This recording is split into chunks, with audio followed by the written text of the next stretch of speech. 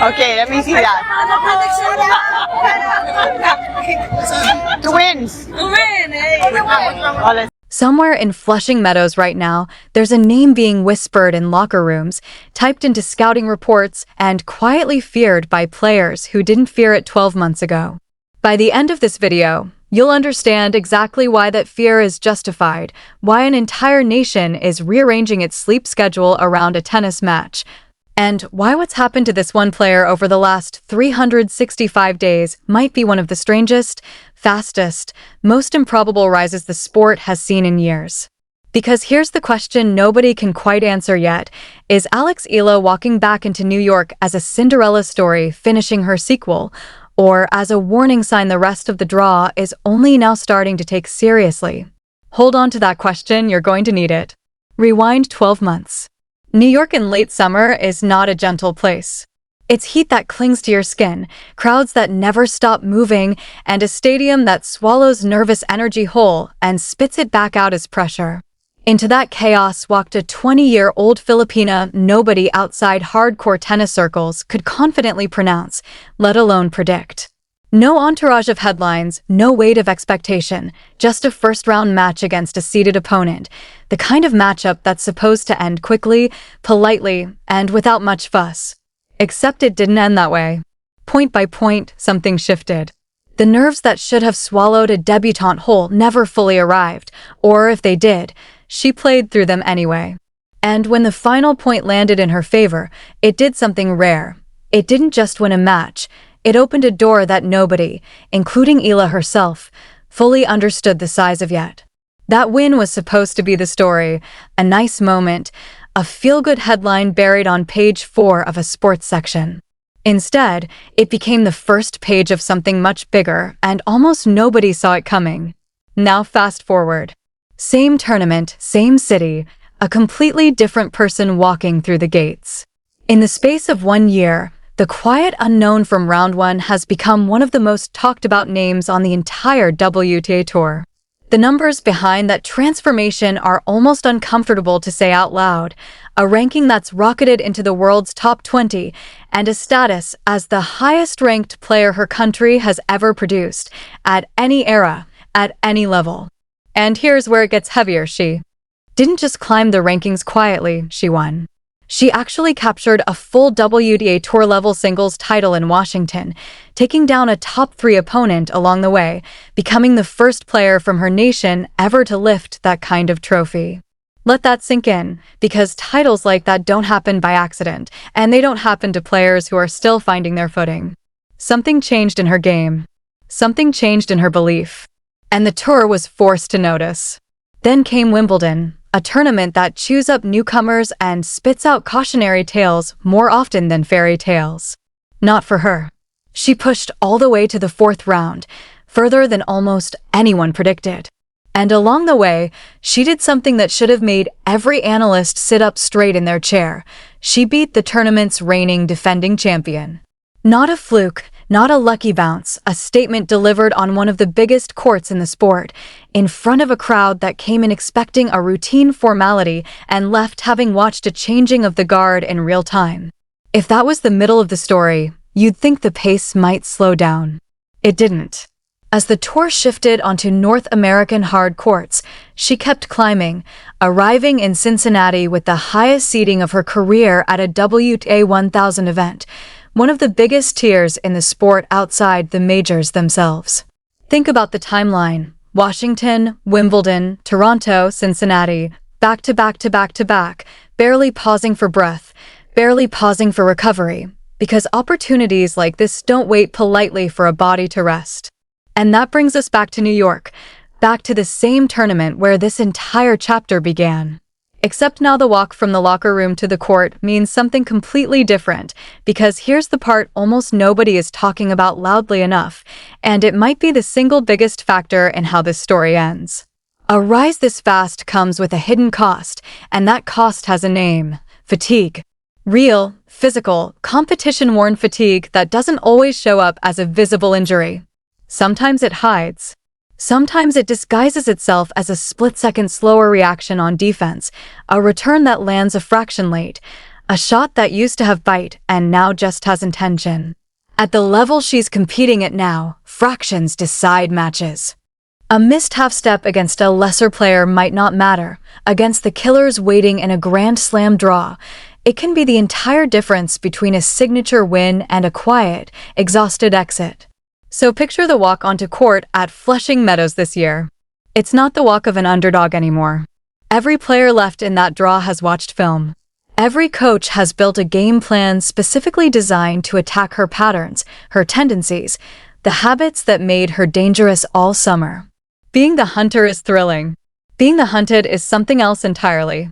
And for the first time in her career at this tournament, she's the one being hunted. But here's where the story stops being simple, because she isn't walking in unarmed. There's a weapon buried inside her game that most right-handed opponents on tour have spent their entire careers not having to prepare for. She plays left-handed, on a surface as fast and unforgiving as a hard court. That alone rearranges the geometry of every single point. Her serve doesn't behave the way opponents expect. It swings out wide into spaces their bodies aren't trained to cover, opening angles that feel unfamiliar even to players who've faced hundreds of lefties before. And it's not just the serve. Something has shifted in her return game this season, something that turns defense into offense in the blink of an eye. Instead of hanging back, absorbing pace, playing the long, patient rally that used to define her early career, she started stepping in, taking the ball earlier, robbing bigger hitters of the easy free points they rely on to settle into a match and find their rhythm. On the fast, true bounce of a hard court, that kind of aggression isn't just useful, it's dangerous, because it takes away an opponent's ability to ever feel comfortable. Her baseline game has matured into something almost unrecognizable from the player who once relied purely on movement and grit to survive rallies. She's no longer just absorbing pressure and hoping to outlast people. She's dictating, redirecting pace, stepping forward and finishing points at the net the moment an opening appears. Closing out points with a kind of confidence that simply wasn't there before this breakout season began. So now you have two competing forces colliding at exactly the same moment, in exactly the same tournament, and neither one is guaranteed to win. On one side, a body that's been pushed through an unrelenting stretch of elite competition with almost no time to recover, carrying the real risk of cracking at the worst possible moment.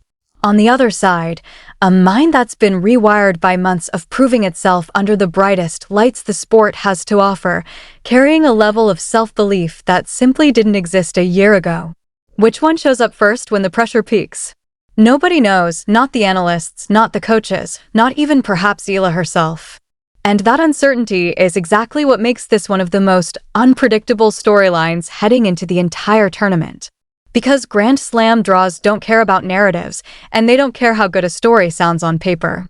Any player left in that field is capable of producing the best tennis of their life on any given afternoon.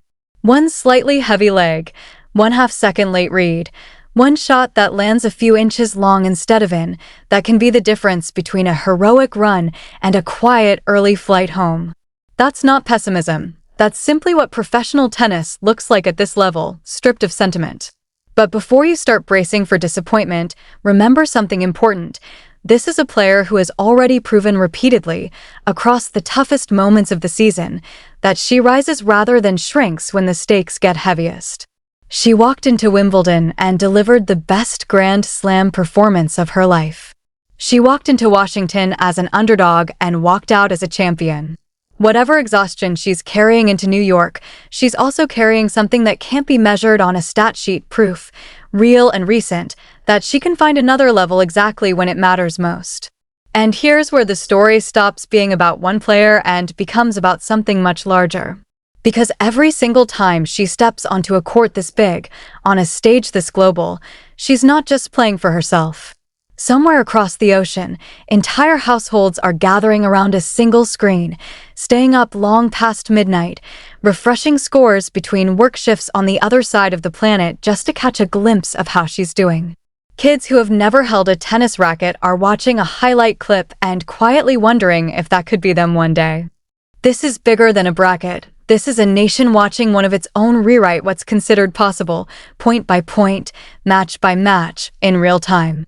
And that's exactly why the tension here runs so deep, because the stakes were never just about a ranking or a trophy. They're about a moment, a single, unrepeatable window where a breakout season and a brutal physical toll are about to collide on the same court, in front of the entire tennis world, with absolutely no guarantee of how it ends. Can she manage a body worn down by months of nonstop competition well enough to reproduce the level of tennis that carried her through Wimbledon and Washington? Can she handle being studied, targeted, and specifically game planned against for the very first time at this tournament? And when the moment gets loudest, when the pressure is at its most suffocating, can she reach into whatever it is that has carried her through every big moment this year and find one more level nobody saw coming? Nobody can answer those questions yet, not with certainty, not with confidence. And that's precisely what makes this the most compelling storyline of the entire tournament. Because somewhere between the hunted underdog who once slipped quietly into her first Grand Slam main draw and the battle-tested top 20 threat walking back in now, an entirely new chapter is about to be written. And whether it ends in triumph, heartbreak, or something messier and more human than either, one thing is already true and can never be taken back. The version of her who first walked onto that court 12 months ago no longer exists. She has already changed the story once. The only question left is how far she's willing to push it this time.